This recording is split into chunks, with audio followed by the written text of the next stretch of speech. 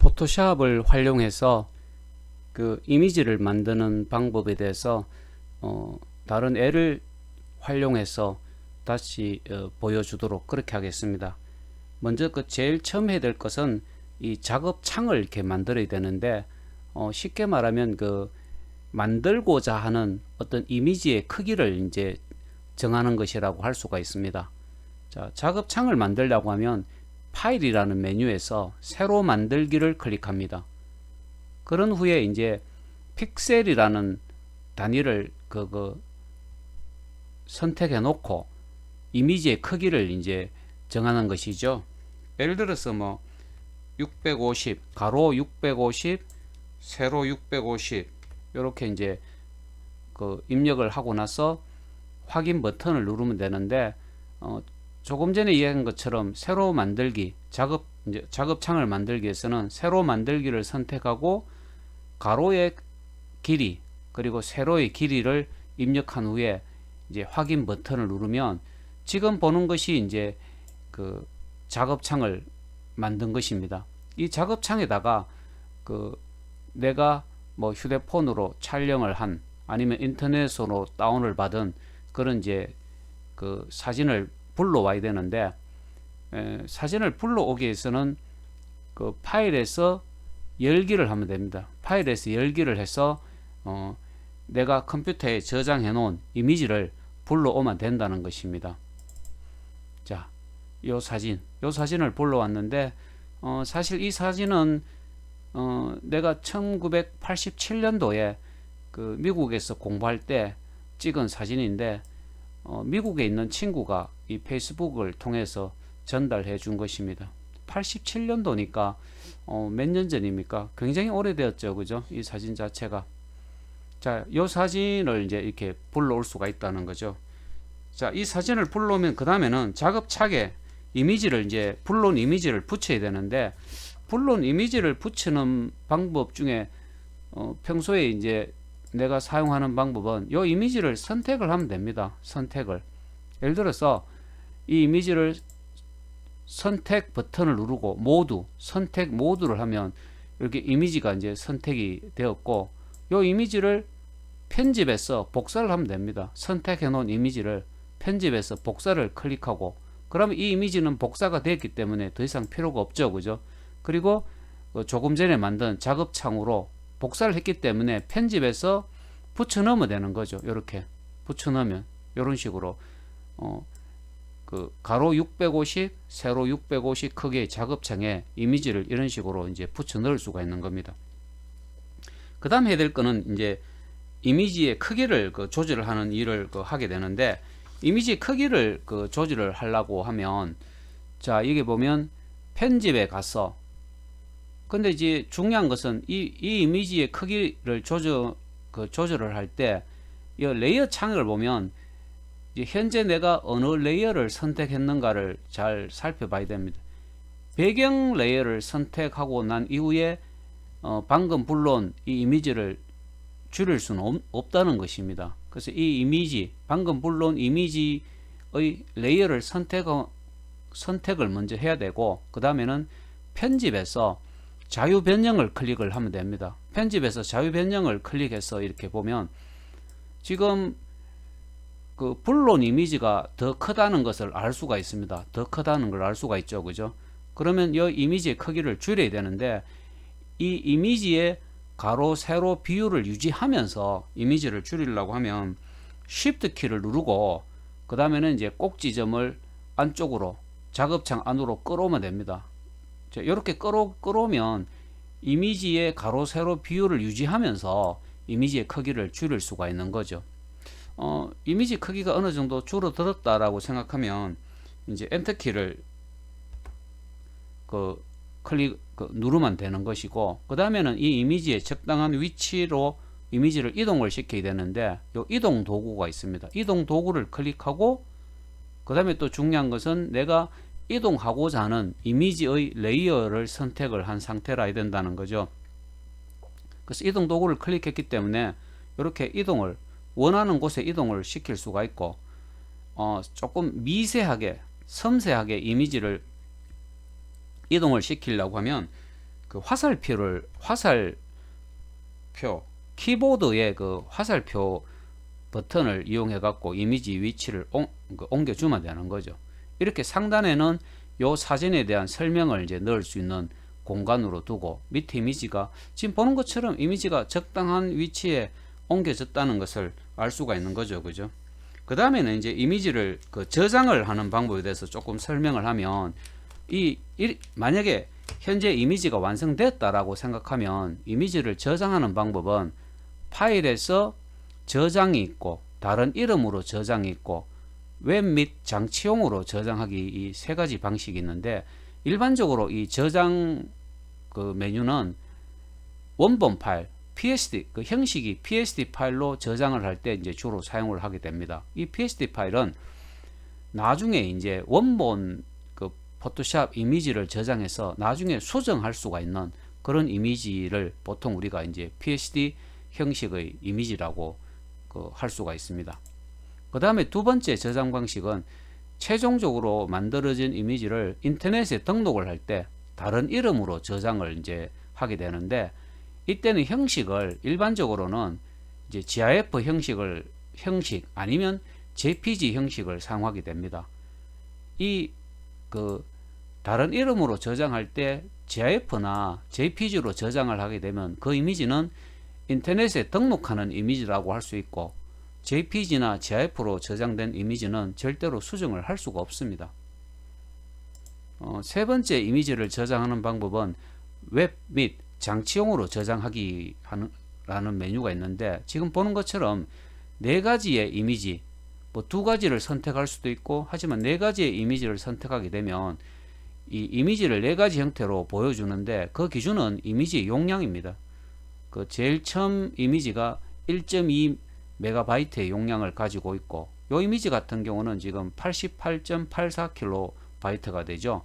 그 밑에가 46.44kB, 또 28.05kB. 그 용량이 다른 네 가지 그 형태의 이미지를 보여주게 되고, 본인이 원하는 용량의 이미지를 저장을 하면 된다는 것입니다. 자, 어쨌든 이런 식으로 이제 이미지를 저장을 할 수 있고, 그 다음에는 이 이미지에 설명을 좀 넣어야 되겠죠. 만일에 밑에 그 이미지가 사진이 상품이라고 생각한다면 이 상품에 대한 설명을 넣듯이, 이 사진이 1987년도에 이제 촬영한 사진이라고 이야기했습니다. 그죠? 여기 설명을 넣으려고 하면 첫 번째는 이제 텍스트를 클릭을 하게 되고, 그 다음에는 이 글자의 색을 지정을 하게 됩니다. 여기서 해도 되고 여기서 해도 되는 거죠. 현재 푸른색으로 그 지정이 되어 있는데, 이 푸른색을 뭐 초록색으로 한번 바꿔 보겠습니다. 이렇게 초록색으로 바꿀 수가 있는 거죠. 여기도 바뀌었고 여기도 바뀌었습니다. 그죠?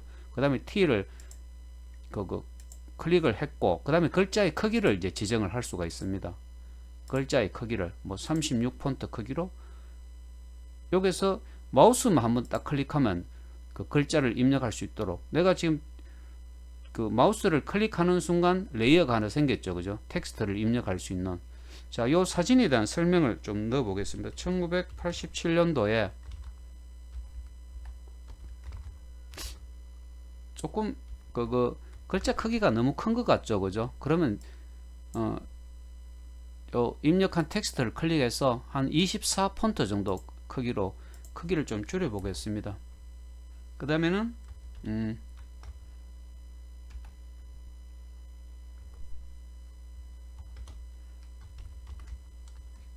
캔사스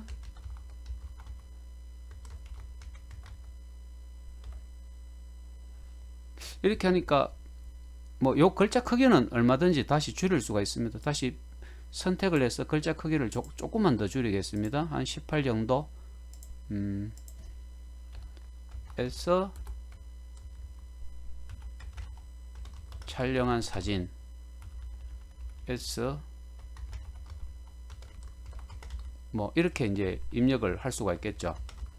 자, 어쨌든 이렇게 텍스트를 이제 입력을 하고 나서 그 다음에 이제 해야 될 게 있습니다. 지금 입력된 텍스트가 조금 이렇게 효과를 줘야 된다, 이런 것을 느낄 수가 있을 것인데요. 효과를 주는 방법은 그 몇 가지 방법이 있는데, 그 중에 이제 그 레이어 스타일이라는 것도 있습니다만은 다른 방법으로 일단은 입력한 모든 텍스트를 선택을 하겠습니다. 선택을 하고 나서 그 다음에 여기 보면 문단 단락 팔레트라고 하는 것이 있는데 여기서 요걸 이제 문단 단락 팔레트를 이용해서 요 입력한 글자를 조금 한번 꾸며 보겠습니다. 먼저 조금 볼드체로 이렇게 글자를 선택을 할 수가 있고 그 다음에 글자의 위아래 지금 위아래 세 줄인데 세 줄이 너무 이렇게 붙어 있죠. 요걸 조금 띄워 보겠습니다. 36으로 하니까 조금 떨어지죠, 그죠? 그 다음에 48로 할 수도 있고 아니면 여기서 직접 입력을 해줘도 됩니다. 예를 들어서 뭐 35 정도 이렇게 입력을 해주면 입력을 해서 그 줄 간격을 이렇게 조금 조정을 할 수도 있겠죠. 자, 이런 식으로 할 수도 있을 것이고 글자 폰트도 조금 바꿔줄 수가 있습니다. 선택을 해서 여기 보면 뭐 여러 가지 이제 폰트들이 있는데 예를 들어서 경고딕을 선택을 하면 선택을 하고 앞에 줄도 조금 맞춰주면 좋겠죠, 그죠? 예. 어쨌든 이런 식으로 이제 글자들을 조금 꾸며줄 수도 있다는 것이고, 그 다음에 또 다른 이제 방법이 있습니다. 레이어 스타일이라고 하는 것이 있는데, 요 밑에 보면 영어 단어로는 보면 fx 같습니다. 이 fx 같은 것이 있는데, 요걸 자 다시 요걸 fx 여기 레이어 스타일을 클릭하고 선이라는 것을 클릭을 해서 글자를 조금 꾸며 보겠습니다. 지금 선을 선택했는데 레이어 스타일에서 색상을 노란색으로 해볼까요? 노란색으로 아니면 조금 전에 있었던 것처럼 붉은색으로 아니면 푸른색으로 이런 식으로 이제 선택해서 글자를 조금 꾸밀 수가 있는 거죠, 그죠? 그 다음에 요 글자의 크기도 이 정도 하면 어때요? 아니면 3 정도 이런 식으로 이제 또 꾸밀 수가 있고 또 그림자 효과를 선택해 갖고 진짜 그림자 효과를 선택했을 때 하고 선택하지 않았을 때 조금 다르다는 것을 느낄 수가 있는 거죠. 이런 식으로. 그리고 이렇게 이제 문단이나 단락 팔레트 혹은 레이어 스타일을 활용해서 글자를 꾸미고 그 다음에 이동 도구를 클릭해 갖고 위치를 조금 이렇게 옮겨 줄 수도 있습니다. 옮겨 줄 수도.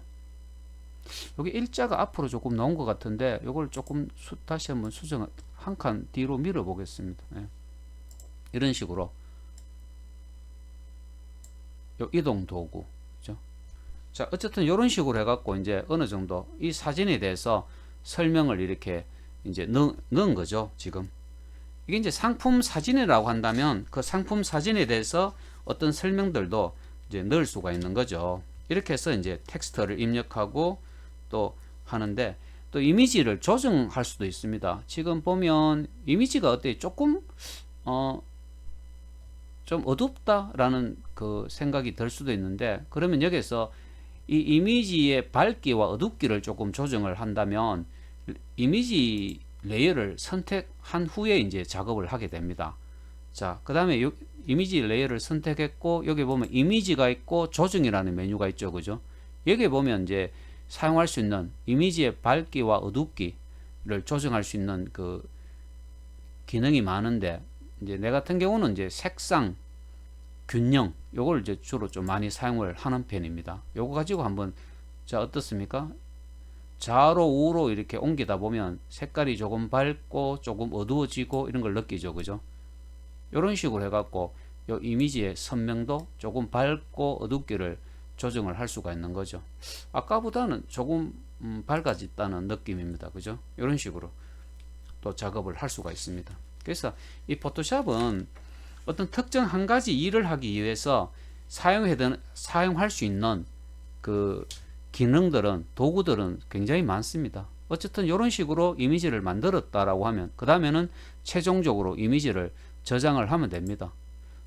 이미지를 저장할 때는 저장이라는 메뉴를 활용해서 PSD 파일로 저장을 해놔야 되겠죠. 원본 파일로 반드시 여러분들은 저장을 해야 될 것이고 인터넷에 등록을 한다면 다른 이름으로 저장하기를 선택하고 형식은 뭐 JPG나 GIF를 많이 쓰는데 이제 GIF로 해갖고 자 파일명을 주면 됩니다, 그죠? 1987년